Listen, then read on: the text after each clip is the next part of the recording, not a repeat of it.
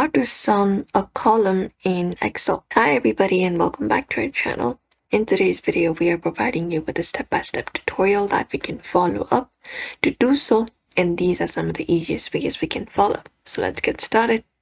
For that, you can open up an Excel sheet, and once we have done that, we can click on the cell below our column numbers, this one right here. And you can just go over and enter up these formulas.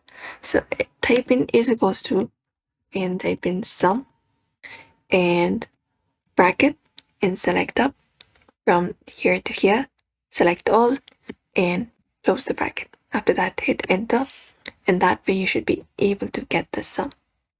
If you want everything in column A, what you can do is you can just go over and type in is equal to sum and select your column and again select it and go ahead and close the bracket and hit enter, and that will give you the answer that you have been looking for, because this includes all the numbers in the column, so be very careful.